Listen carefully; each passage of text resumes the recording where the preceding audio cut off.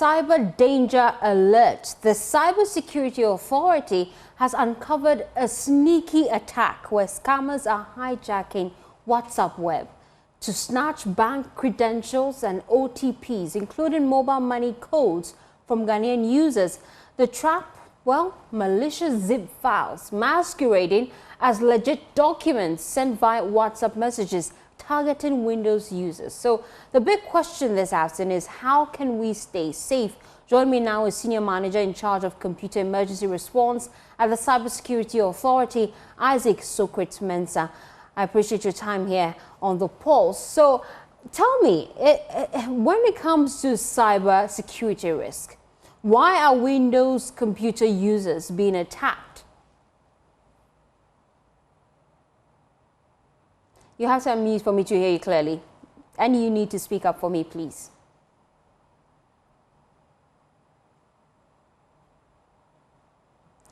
Can you hear me? Loud and clear now. Right. Thank you. So, thank you very much for the opportunity to inform your listeners and viewers as to what's going on in the cyberspace.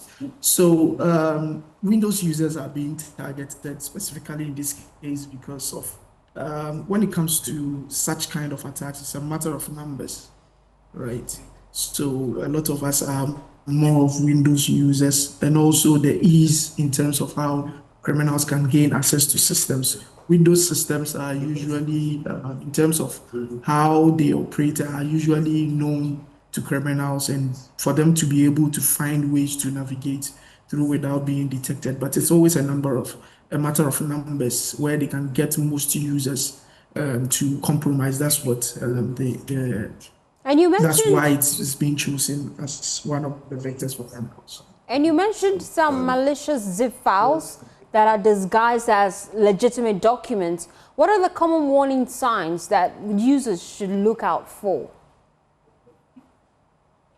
Yes, so basically the malware is being propagated on WhatsApp via zip files. If you could speak up for me, I'll be most grateful, please. Identified, right? Right, so it is being propagated through WhatsApp to ensure that, or by criminals, because the zip file is a bit difficult to scan, right, by antiviruses.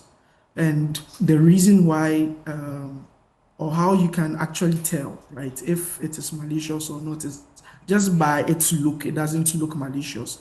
But what you get to know is that you receive a zip file from a contact that you are not expecting it from. Because when the attack happens, what it does is it takes over the victim's device, and then it sends these files using the victim's WhatsApp, or to the victim's WhatsApp contacts, right? So it comes from a known person. However, you're not expecting such a file from a person. So ideally, what you have to do is to inquire from the person, have you sent me a file?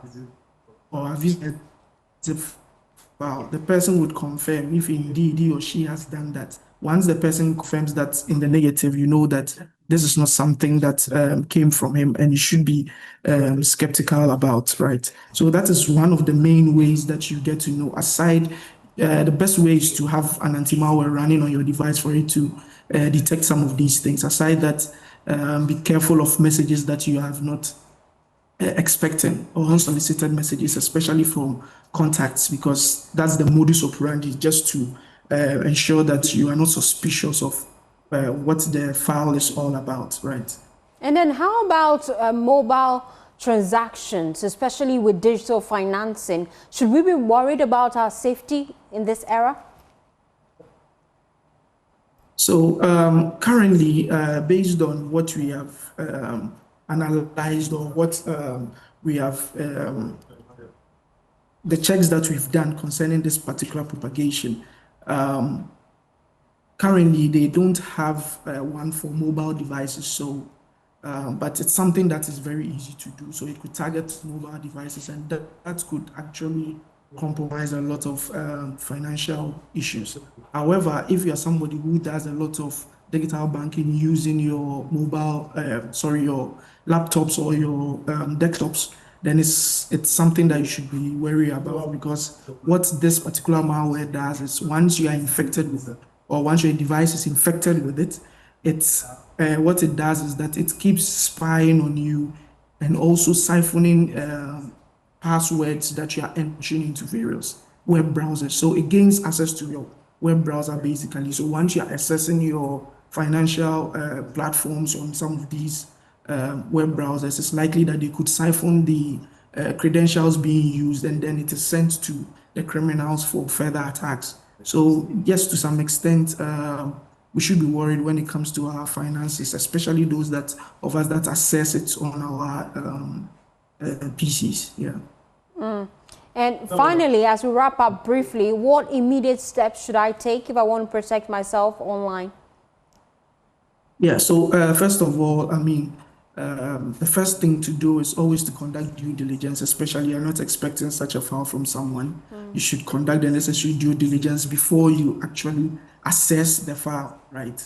The second thing is that you should also be very, very careful when it comes to logging onto or WhatsApp onto our various devices, especially if it's a shared device. Ensure that once you have linked your WhatsApp to it and you are done whatever you are doing on it, ensure that you actually log out of that particular device so that it does not expose you as well to some of these things. The last one has to do with you need to get proper anti-malwares or antiviruses, right? That can detect some of these malwares, because it's not something you can visibly see with your eye. It runs in the background, and it's only malwares that are able to detect some of these things. When you receive any of these files and you are unsure and want to do certain due diligence or checks before you access them, the cybersecurity authorities' points of contact are always available for you to access. Just by calling the short code on any network 292, you are able to reach the cybersecurity authority, or on WhatsApp 050-160-3111. You'll be able to reach us, or on email report@csa.gov.gh. You can reach us on any of these channels, and then we can do the necessary checks for you before you can access any of these now. Yeah. Thank you so much for your time here on The Pulse. And that's